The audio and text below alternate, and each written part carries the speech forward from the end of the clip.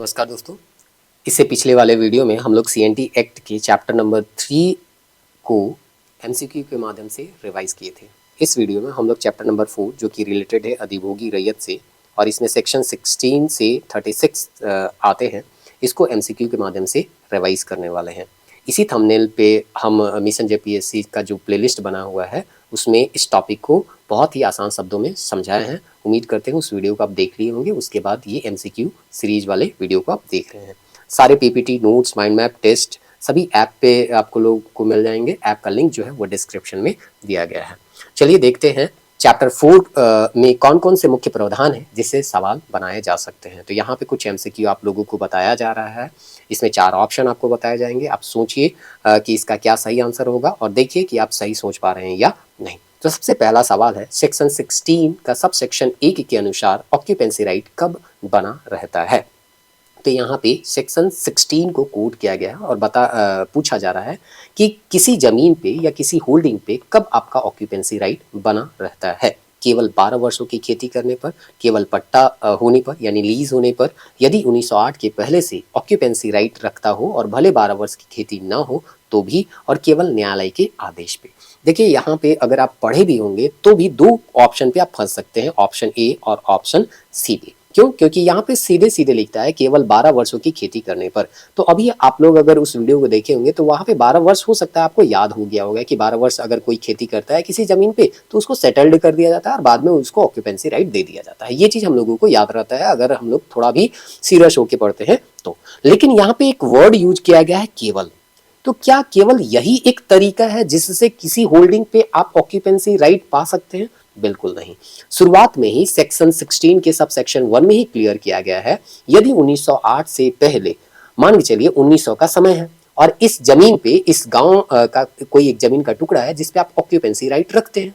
अब 1908 का समय आ गया और 1908 का समय आने के बाद यहाँ पे हम लोग देखते हैं एक नया अधिनियम क्या आता है सीएनटी एक्ट। तो क्या ऑक्यूपेंसी राइट आपका छीन लिया जाएगा ये बोल के कि आप इस जमीन पे 12 साल तक खेती नहीं की है? बिल्कुल नहीं। भले आप इसमें 8 साल ही खेती किए हैं लेकिन फिर भी ऑक्यूपेंसी राइट यहाँ आपका बना रहेगा। इसका रीजन ये है क्योंकि 1908 से पहले इस जमीन के टुकड़े पे आपका ऑक्यूपेंसी राइट था। तो ये चीज जो है यहाँ पे दिया गया है, मेंशन किया गया है, इसलिए सबसे बेस्ट ऑप्शन जो होगा वो ऑप्शन सी होगा। 1908 के पहले से यदि ऑक्यूपेंसी राइट अगर कोई रखता है तो 12 वर्ष तक वो खेती इसमें नहीं भी करता है तो भी इसमें ऑक्यूपेंसी राइट उसको क्या होगा, मिलेगा। कहने का मतलब अगर कहीं पे मान के चलिए जमीन है, इस जमीन पे जो भी पेड़ वगैरह था उसको आप 1908 से पहले एकदम धड़ल्ले से क्या कर रहे थे, यूज कर रहे थे, इस जमीन का पूरा यूज कर रहे थे। अब अचानक 1908 का अधिनियम आ जाता है और कोई आपको बोलेगा कि अब इस जमीन का जो भी पेड़ पौधा है उसको यूज नहीं कर सकता है, ऑक्यूपेंसी राइट तुम्हारा छीन गया, तो आप तो फिर विद्रोह कर दीजिएगा। अंग्रेज तो ये नहीं चाहते थे कि विद्रोह करे, इसीलिए बोला गया कि अगर ठीक है 1908 के पहले अगर इस जमीन के टुकड़े पे आपका ऑक्यूपेंसी राइट बना हुआ था तो बना हुआ रहेगा, हम छेड़छाड़ नहीं करेंगे। आगे आने वाले जो समय है उसके लिए हम कुछ प्रावधान देते हैं जो कि अभी आगे आपको पता चलेगा। अब देखिए अभी हम लोग पढ़ रहे हैं चैप्टर 4। उम्मीद करते हैं चैप्टर 4 आप लोग इस डिटेल वीडियो को देखे होंगे जहां हम इस टॉपिक को समझाएं। अधिभोगी रैयत के बारे में ही यहाँ पे सारा चीज बताया गया, सेक्शन 16 से लेके 36 तक। अब चलिए यहाँ पे हम लोग देखते हैं धारा 17 जो है वो क्या है वो पूछा गया है और उससे रिलेटेड क्या क्वेश्चन पूछा गया है। तो बोलता है सेक्शन 17 के अनुसार सेटल्ड रैयत कौन होता है? जो 5 वर्ष तक भूमि रखता है वो, जो 12 वर्ष तक भूमि रखता है वो, या जो केवल खेती करता है वो, या जो केवल टैक्स देता है वो। तो यहाँ पे आपको स्पष्ट बताया गया है सेक्शन 17 में कि अगर किसी जमीन पे आप लगातार 12 साल तक खेती करते हैं तो आपको वहां पे सेटल्ड किया जा सकता है। और आगे जाके सेक्शन 19 हम लोग पढ़ेंगे जिसमें आपको बता दिया जाएगा कि अगर किसी में आपको सेटल्ड किया जा रहा है तो वहां ऑक्यूपेंसी राइट आपको मिल जाएगा। ऑक्यूपेंसी राइट मतलब आपका क्या अधिकार वहां पे मिलता है वो भी आपको 21 में पता चल जाएगा कि अगर किसी जमीन में ऑक्यूपेंसी राइट आप रखते हैं तो आपका क्या अधिकार है, वो भी आप लोगों को बताया गया था उस डिटेल वाले वीडियो में और इस एमसीक्यू में भी आपको पता चल जाएगा। तो याद रखिएगा अगर किसी जमीन पे आप लगातार 12 साल तक खेती करते हैं तो सेक्शन 17 सीएनटी एक्ट का सेक्शन 17 जो है आपको उस होल्डिंग का क्या कर सकता है, सेटल्ड रैयत जो है वो घोषित कर सकता है, बना सकता है। अब सेक्शन 17 का ही सब सेक्शन 5 जो है वो क्या बोलता है कि गांव छोड़ने के बाद भी रैयत कितने वर्षों तक बंदोबस्त रहता है। हम लोग जानते हैं कि गांव अगर है तो वो उस गांव का बंदोबस्त रैयत कहलाएगा। अगर किसी काम से वो गांव छोड़ के शहर चला गया तो भी उस गांव का बंदोबस्त रैयत बना हुआ रहेगा। कितने साल तक? 1 साल तक, 2 साल तक, 3 साल तक, 5 साल तक। तो 3 साल तक आप गांव छोड़ के बाहर भी चले जाइएगा तो भी इस गांव के आप क्या रहिएगा? बंदोबस्त रैयत रहिएगा। लेकिन 3 साल के बाद आप इस गांव के बंदोबस्त रैयत नहीं कहलाइएगा। तो ये 3 साल जो है वो चीज मेंशन किया गया है सेक्शन 17 का सब सेक्शन 5 में। अब चलिए यहाँ पे देखते हैं आगे क्या पूछा गया। यदि रैयत सेक्शन 17(1) के तहत भूमि पर कब्जा वापस ले तो उसकी क्या स्थिति होती है। कभी कभी क्या होता है ना, हमारा जमीन छीन जाता है। ये सब भी आप लोगों को पढ़ा दिया गया है, उम्मीद करते हैं आप देख लिए होंगे सारे वीडियो। तो अब ये आपके लिए थोड़ा आसान हो रहा होगा। तो सेक्शन 17(1) जो है वो बताता है कि कैसे हमारा जमीन वापस मिलेगा। अगर किसी तरह से अगर आप जो है सेक्शन 17(1) के तहत अपना जमीन को वापस पा लेते हैं तो उस जमीन के आप क्या कहलाइएगा? नया रैयत कहलाइएगा, अधिकार समाप्त हो जाएगा, या बंदोबस्त सेटल्ड रैयत कहलाइएगा ही माना जाएगा, या केवल अस्थायी रैयत होगा। तो अगर आपका जमीन छीन लिया गया था और धारा 71 के तहत उस जमीन को आप वापस पा लेते हैं तो इस जमीन के अभी भी आप सेटल्ड रैयत ही कहलाइएगा। तो ये चीज याद रखिएगा कि सेक्शन 17(1) के तहत अगर जमीन आपको वापस मिलता है तो उस जमीन के आप सेटल्ड रैयत ही कहलाइएगा। अगला है सेक्शन 18। किन्हीं विशेष परिस्थिति में बंदोबस्त माना जाता है। तो कभी कभी क्या होता है, कुछ स्पेशल कंडीशन होता है जिसमें हम किसी को बंदोबस्त करते हैं। अभी तो एक कंडीशन आपको बताया गया 12 साल वाला, कि अगर 12 साल लगातार खेती करते हैं तो भी वो क्या होता है, वहां पे आपको बंदोबस्त कर दिया जाता है। लेकिन कभी कभी क्या होता है कि कुछ स्पेशल कंडीशन हम दूसरे लोगों को भी क्या करते हैं, सेटल्ड करते हैं। यहाँ पे 12 साल वाला जो कंडीशन है वो कंडीशन आपको देखने को नहीं मिलता है, केवल कुछ दूसरे कंडीशन होते हैं। बोलता है केवल जमींदार को हम स्पेशल कंडीशन पे बंदोबस्त रैयत का दर्जा दे सकते हैं, या कुछ स्पेशल कंडीशन में हम भूइहर को या मुंडारी खुटखटीदार जो होते हैं, जैसे ये व्यक्ति जो है मान के चलिए कोई भूइहरी है, ये व्यक्ति कोई क्या है, मुंडारी खुटखटीदार है। तो कुछ कंडीशन स्पेशल कंडीशन हो सकता है जिसमें हम इन्हें सेटल्ड रैयत का दर्जा दे सकते हैं, व्यापारी या मजदूर को। तो यहाँ पे ऑप्शन बी ही सही आंसर होगा। अभी इस बात को समझिए, एक्चुअली उस वीडियो में भी हम समझाए थे लेकिन यहाँ पे भी आपको बता रहे हैं। जैसे ये क्या है, भूइहरी, उरांव में भूइहरी होता है, मुंडा में खुटखटीदार होता है। जो उस जंगल को साफ करता है, पहली बार खेती लायक जमीन बनाता है, उस जमीन का मालिक होता है, उसको हम लोग सामान्यतः भूइहरी कर देते हैं, और मुंडा में होता है तो खुटखटी कर देते हैं। अब ये जो है इसके आजा दादा परदादा कोई भी इस गांव में आए होंगे, जंगल को साफ किए होंगे और खेती लायक जमीन बनाए होंगे, तो उस जमीन का तो भूइहरी मालिकाना हक उनको मिल गया होगा, भूइहर उस जमीन के हो गए। लेकिन क्या यही जमीन को वो यूज करेंगे, क्या दूसरे जमीन को जो उसके बगल में यूज नहीं करेंगे? ऐसा तो नहीं हो सकता है। हो सकता है ये इतना ही जंगल को साफ किए होंगे और यहाँ पे भूइहरी दर्जा इनको मिल गया, लेकिन इसके बगल में जो जमीन है कभी उसका पे भी उसमें भी वो खेती करने लग गए। तो यहाँ जो जिसका वो भूइहरी अधिकार नहीं रखते हैं या खुटखटीदार अधिकार नहीं रखते हैं, वहां पे भी उनको स्पेशल कंडीशन में बंदोबस्त सेटल्ड रैयत का दर्जा दिया जाएगा। एक जमीन जहाँ के वो भूइहरी या मुंडारी हक रखते हैं, मुंडारी खुटखटीदार हक रखते हैं, एक दूसरा जमीन जहाँ पे उनका भूइहरी या मुंडारी खुटखटीदार अधिकार नहीं होता है, वहां पे अगर वो खेती करते हैं तो वहां पे उनको सेटल्ड किया जाता है। तो उम्मीद करते हैं ये बात आपको समझ में आ गया होगा। उस वीडियो में भी हम बताए थे, इस वीडियो में भी बता रहे हैं। भूइहर परिवार के सदस्य को कब बंदोबस्त रैयत बनने का लिए क्या आवश्यक है? तो 5 वर्ष की भूमि रखना, 10 वर्ष की खेती करना, 12 वर्ष लगातार भूमि धारित करना और केवल नाम दर्ज होना। तो यहाँ पे एक कंडीशन और भी बोला गया है। देखिए 12 साल का हम बोल दिए थे, 12 साल का कंडीशन यहाँ पे भी दिया गया है कि अगर कोई भूइहरी को सेटल्ड रैयत किसी का बनना है, किसी जमीन का, तो 12 साल तक उसको क्या करना होगा, होल्ड करके रखना होगा, मतलब वो उसका यूज कर रहा होगा। मुंडारी खुटखटीदार को अगर बंदोबस्त रैयत का दर्जा मिल रहा है तो उसके लिए क्या होना चाहिए, या तो उनका अधिकार रिकॉर्ड ऑफ राइट्स है उसमें उसका नाम उल्लेख होना चाहिए, या 12 वर्षों तक भूमि धारित करता है। तो कुल मिला के यहाँ पे बस यही समझिए कि सेक्शन जो यहाँ पे 16 से लेके, है ना, सेक्शन 16 जो है से लेके यहाँ पे 18 तक आपको बस यही बताया गया कि किसको जो है वो बंदोबस्त रैयत कह सकते हैं। तो एक कंडीशन में 16 वाला में बताया गया कि 1908 से पहले जिसको भी किसी जमीन पे अधिभोगाधिकार था उसको अभी भी अधिभोगाधिकार बना हुआ रहेगा 1908 के बाद भी। सेक्शन 16 खत्म हो गया। 17 बोलता है यदि आप 12 साल तक किसी जमीन को होल्ड करते हैं तो भी आपको सेटल्ड रैयत बना दिया जाता है। सेटल्ड रैयत में जो गांव वाला होता है, ग्राम का अगर किसी का ग्राम बंदोबस्त, किसी गांव के ग्राम बंदोबस्त है तो कितने साल तक रह सकते हैं, बाहर भी चलेगा क्या होता है तो 3। ये रैयत के बारे में, सेटल्ड रैयत के बारे में। दूसरा चीज ये भी बताया गया आगे कि अगर आपको जमीन वापस मिलता है धारा 71 के तहत तो भी आप उस जमीन के सेटल्ड रैयत ही कहलाइएगा। ये चीज भी क्लियर कर दिया। 18 में ये क्लियर कर रहा है कि हम किसी किसी स्पेशल कंडीशन में भूइंहरी और मुंडारी खुदकटीदार जो व्यक्ति हैं उनको भी सेटल्ड रैयत का दर्जा दे सकते हैं। भूइंहर को अगर लगातार 12 वर्षों तक खेती करता है तो, और मुंडारी खुदकटीदार में भी वही है, 12 साल तक खेती करता हो और रिकॉर्ड ऑफ राइट्स में उसका नाम हो तो हम इसे सेटल्ड रैयत का दर्जा दे सकते हैं। मामला यहाँ पे खत्म हो जाता है, सेटल्ड रैयत का दर्जा अब दे दिया गया। अब सेटल्ड रैयत के क्या अधिकार हैं वो चीज आपको सेक्शन 19 से देखने को मिलेगा। सेक्शन 19 के अनुसार बंदोबस्त रैयत, सेटल्ड रैयत को किस प्रकार का अधिकार प्राप्त है? स्वामित्व का, ऑनरशिप का। अगर काश्तकार है या रैयत है तो रैयत कभी भी जो है मालिक नहीं होता है, ये रेंट में जमीन लेता है और खेती करता है, ये मालिक नहीं है, ये रैयत है, काश्तकार है। काश्तकार के प्रकार भी आपको बताया गया, काश्तकार के ही 4 प्रकार में से एक प्रकार होता है रैयत होता है, ठीक ना। तो इस तरह से भूधारक होता है, रैयत होता है, दर रैयत होता है, मुंडारी खुदकटीदार करके वो 4 कैटेगरी में बांटा गया है। तो रैयत जो होता है वो रेंट में जमीन लेता है भू मालिक से, जो भूमि का मालिक होता है उससे, और वहां पे वो काम करता है। तो ये भू स्वामी तो नहीं होगा। वो कौन सा अधिकार प्राप्त करता है? ऑक्यूपेंसी राइट ये, और व्यापार और टैक्स तो नहीं होगा क्योंकि ये ऐसे भी इररिलेटिव है। आपको पता चल गया होगा ऑक्यूपेंसी राइट के बारे में ही पढ़ रहे हैं तो आंसर जो होगा ऑक्यूपेंसी राइट होता है।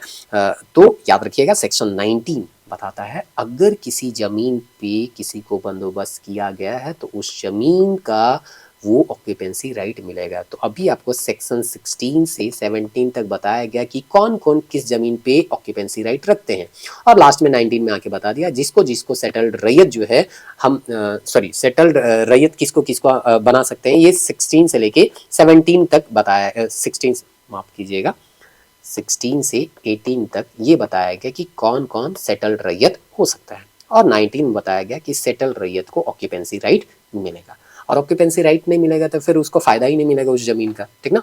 अब यहाँ पे जो है सेक्शन 19 से क्वेश्चन पूछा गया है कि सेक्शन 19 के अनुसार बंदोबस्त रैयत को अधिभोगाधिकार किस भूमि पर प्राप्त होगा? सेटल्ड रैयत जो है उसको ऑक्यूपेंसी राइट मिल रहा है तो किन भूमि पे होगा? ऑप्शन में थोड़ा सा यहाँ पे हम मिस्टेक किए हैं, थोड़ा यहाँ पे और क्लियर जो है वो लिखा जाना चाहिए था। इसका सही आंसर होगा उस ग्राम में धारित सभी भूमि पर होगा, लेकिन वही भूमि पर जिस समय उसका क्या हो, अधिकार हो, जिस पे उसका अधिकार है। जैसे इस गांव का जितना भी जमीन है बंदोबस्त रैयत का उसको ऑक्यूपेंसी राइट मिलेगा, लेकिन ऐसा तो थोड़ी है कि सभी जमीन पे एक ही व्यक्ति का यहाँ पे क्या हो, अधिकार हो या सेटल्ड रैयत हो सकता है ए व्यक्ति जो है इतना बड़ा जमीन का टुकड़ा है उसका सेटल्ड रैयत है तो यहाँ का अधिभोगाधिकार रखेगा।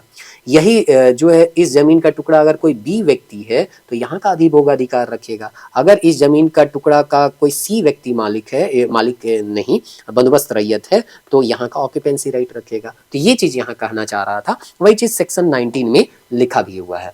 चलिए अब हम लोग देखते हैं सेक्शन 21 के अनुसार अधिभोगी रैयत ऑक्यूपेंसी राइट भूमि का उपयोग कैसे करता है। ये सबसे इंपॉर्टेंट है, चैप्टर 4 का सबसे इंपॉर्टेंट सेक्शन है 21, क्योंकि यही बताता है कि जमीन को कैसे यूज करना है।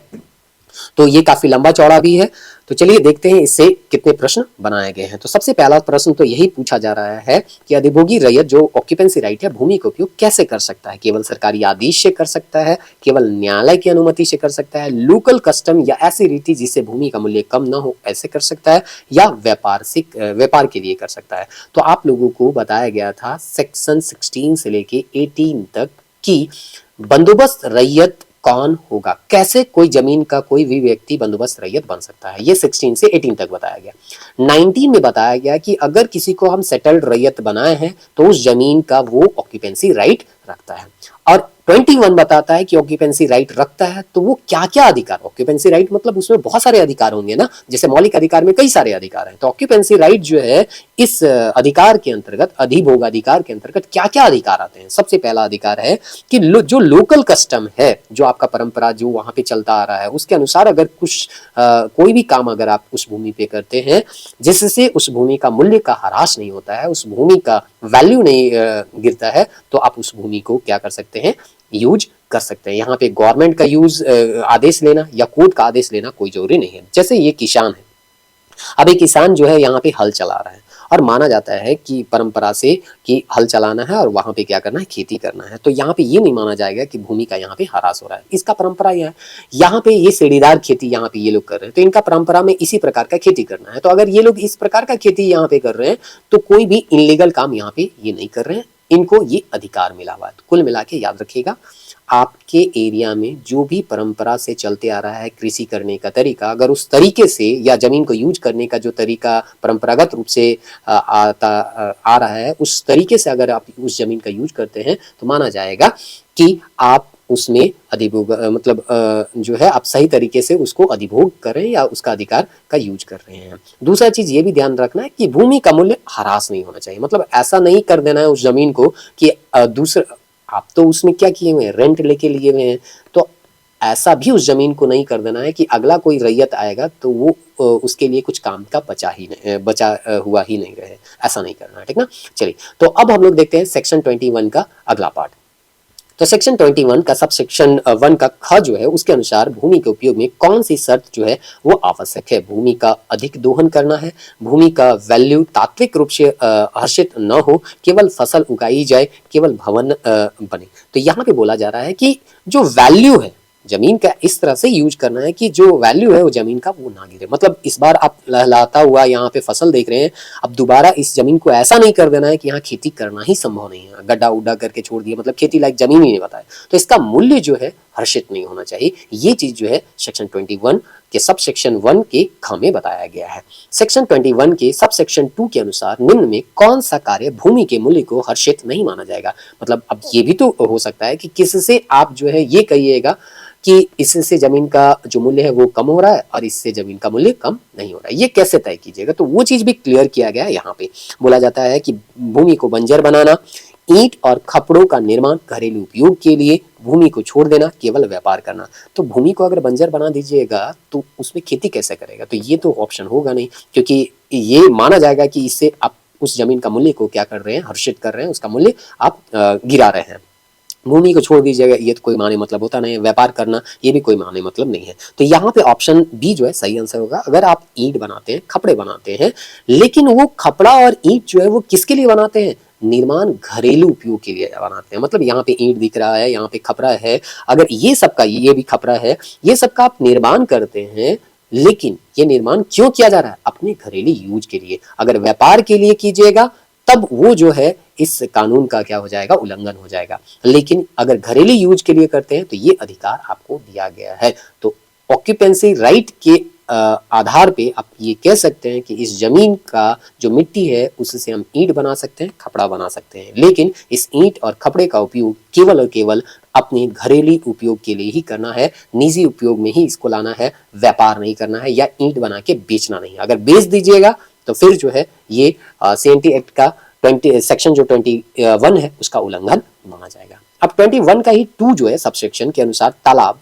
और कुआं बनाने का क्या उद्देश्य होता है, केवल व्यापार करना, केवल मनोरंजन करना, जलापूर्ति जैसे घरेलू कृषि या मत्स्य पालन करने के लिए। तो वही चीज, एक चीज दिमाग में रखिएगा, 21 में वही चीज बोलता है कि कुछ भी काम कीजिए लेकिन अपना निजी उपयोग के लिए करना है।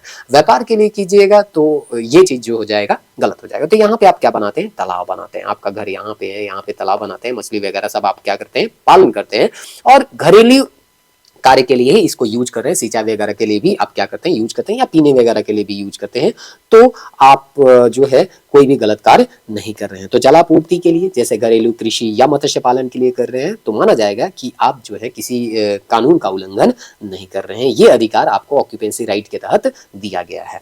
आगे दिया गया है सेक्शन 21 का ही सब सेक्शन 2। हम जैसे कि बताया कि सेक्शन 21 काफी इंपॉर्टेंट है, क्योंकि इसमें पता चलता है कि कोई जमीन अगर आप होल्ड करके रखें तो उसमें कितना आपका अधिकार है, क्योंकि ये पता होना चाहिए ना कि हमारा क्या अधिकार है, क्या काम हम कर सकते हैं, क्या काम नहीं कर सकते। तो वही चीज 21 जो है वो क्लियर करता है। अब 21(2) जो है वो बताता है कि अगर भवन का निर्माण आप कर रहे हैं तो किस पर्पस के लिए आप भवन का निर्माण कीजिएगा, केवल सरकारी कार्य के लिए, केवल घरेलू और कृषि कार्य या कुटीर उद्योग के लिए, केवल व्यापारिक के लिए, या केवल धार्मिक के लिए। तो अभी आपको बताया, एक चीज यहाँ पे कॉन्सेप्ट में रखिएगा, कुछ भी आप काम कीजिए लेकिन निजी काम करना है, व्यापार के लिए नहीं करना है। अगर निजी काम कर रहे हैं और उसके लिए आप कुछ घर भी बनाए हैं, कुटीर उद्योग कुछ चला रहे हैं, छोटे मोटे उद्योग के लिए, जैसे आपका जीविकोपार्जन चल रहा है, तो वो जो है वो लीगल माना जाएगा, इलीगल नहीं माना जाएगा। तो इस तरह से ऑप्शन बी जो है वो सही इसका आंसर हो जाएगा। अगला प्रश्न है, धारा 21 का सब सेक्शन 3 जो है के अनुसार पाउंड या तालाब के उत्पाद में भूस्वामी और जो रैयत है उसका हिस्सा क्या होगा। तो ठीक है भाई, आपको कहीं पे ऑक्यूपेंसी राइट मिला हुआ है और ऑक्यूपेंसी राइट मिला हुआ वहां पे आप तालाब बना देते हैं, तो वहां से जो मछली निकलेगा या जो भी उत्पाद निकलेगा उसमें भूस्वामी, जमीन का जो मालिक है, वो भी तो कुछ हिस्सा मांग सकता है। तो वो क्या कैसे रहेगा? तो भूस्वामी को कम जाता है और जो वास्तविक किसान होता है या रैयत होता है उसको ज्यादा हिस्सा जाता है। और ये जो है 9:11 का रेशियो है, यानी कि लगभग 45% जो हिस्सा है वो भूस्वामी को जाता है और 55% हिस्सा जो है वो रैयत के पास रहता है। तो इस तरह से आप अगर इस तालाब में मछली डालते हैं तो मछली का 45% जो हिस्सा है वो भूस्वामी के पास जाएगा और 55% हिस्सा जो है वो रैयत के पास जाएगा, यानी कि जो सेटल्ड रैयत है जिसको ऑक्यूपेंसी राइट यहाँ का मिला हुआ है उसके पास जाएगा। तो ये आंसर याद रखिएगा, 9:11 का यहाँ पे रेशियो में बांटा गया है। धारा सेक्शन जो है 21 क के अनुसार यदि लगान नगद कैश में दिया जाता है तो रैयत को वृक्षों पर क्या अधिकार है। तो यहाँ पे बोला जाता है कि अगर लगान जो है, रेंट जो है वो कैश में हम देते हैं, मतलब इस जमीन को हम यूज कर रहे हैं और इस जमीन का 100 रुपया हम क्या करते हैं, भूस्वामी को देते हैं, यानी कि कैश में हम क्या कर रहे हैं, पैसा दे रहे हैं। तब क्या अधिकार है? कोई अधिकार नहीं है। यहाँ पे वृक्ष पर क्या अधिकार है, सॉरी माफ कीजिएगा, तब इस वृक्ष पर क्या अधिकार रखता है, रैयत को इस वृक्ष पे क्या अधिकार है? क्या ये पूरे पेड़ को यूज कर सकता है या कुछ बहुत यहाँ पे कम अधिकार है, क्या है? ये चीज आपको यहाँ पे पूछा गया है। कोई अधिकार नहीं है, केवल देखभाल किया कर सकता है, लगा सकता है, मतलब पेड़ लगा सकता है, काट सकता है और ले जा सकता है, केवल फल ले जा सकता है। तो इसका आंसर हो जाएगा, यहाँ पे लिखा भी हुआ है ऑप्शन सी है, मतलब प्लांट लगा सकता है, काट सकता है और ले जा सकता है। मतलब इस जमीन का हम कैश आपको पैसा दे रहे हैं रेंट पे, तो यहाँ पे हम पेड़ लगा भी सकते हैं, काट भी सकते हैं और काट के ले जा भी सकते हैं। तो ये चीज जो है यहाँ पे दिया गया है। तो ये बोला गया है लगान आप देते हैं या लगान मुक्त भी है तो भी यही कंडीशन होगा, मतलब वृक्ष वगैरह को आप क्या कर सकते हैं, लगा सकते हैं। ठीक ना, चलिए अब हम लोग देखते हैं अगला प्रश्न। धारा 21 का के अनुसार यदि लगान की धारा 61 के अनुसार दिया जाए तो कास्ट जो है टिम्बर में कैसा हिस्सा यहाँ पे होगा? केवल रैयत का, केवल भूस्वामी का, दोनों का समान अधिकार होगा या सरकार का? तो दोनों का यहाँ पे क्या होगा, समान अधिकार होगा। तो याद रखिएगा 21 का के अनुसार यदि लगान धारा 61 के अनुसार दिया जाए तो यहाँ पे जो टिम्बर होगा, ये जो काट होगा, उसमें दोनों का क्या होगा, समान अधिकार होगा। तो धारा 61 के अनुसार अगर लगान दिया जाता है तो इस टिम्बर पे जो अधिकार होगा वो दोनों का क्या होगा, समान होगा।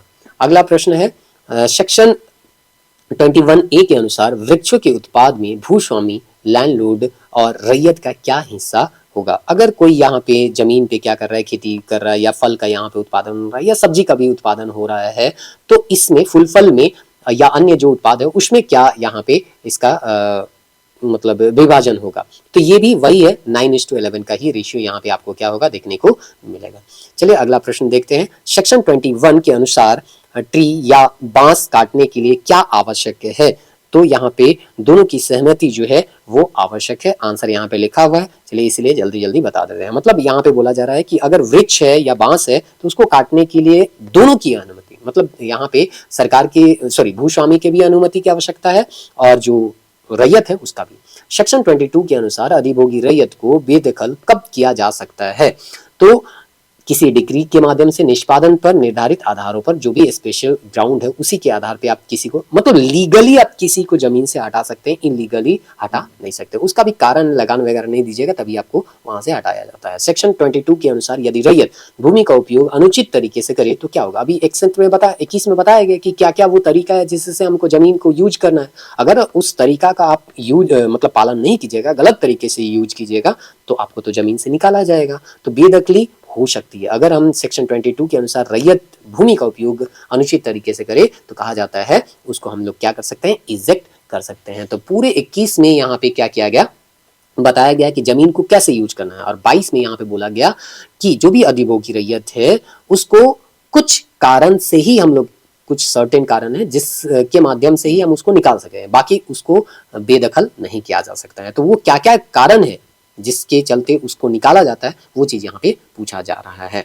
अगला प्रश्न है सेक्शन 22 से ही कि संविदा कॉन्ट्रैक्ट की शर्तों का उल्लंघन करने पर क्या होगा। आप किसी के साथ भी कॉन्ट्रैक्ट करते हैं और उसका उल्लंघन कीजिएगा तो क्या किया निकालेगा। तो 21 में वही है, 21 में आपको अधिकार बताया गया, 22 में बताया जा रहा है कि आपको कुछ कारण से ही निकाला जाएगा, है ना। और ये कारण अगर नहीं होंगे तो आपको बिना कारण का नहीं निकाल सकते हैं। तो निकाल रहे हैं तो कुछ ना कुछ कारण होगा, वो कारण क्या क्या हो सकता है वही चीज 22 में क्लियर किया गया है। तो 22 में ये भी बोला गया है कि अगर आप कोई एग्रीमेंट करते हैं और या कॉन्ट्रैक्ट करते हैं और उस कॉन्ट्रैक्ट को का उल्लंघन करते हैं तो आपको क्या किया जाएगा, इजेक्ट किया जाएगा। ऑप्शन जो है बी हो जाएगा।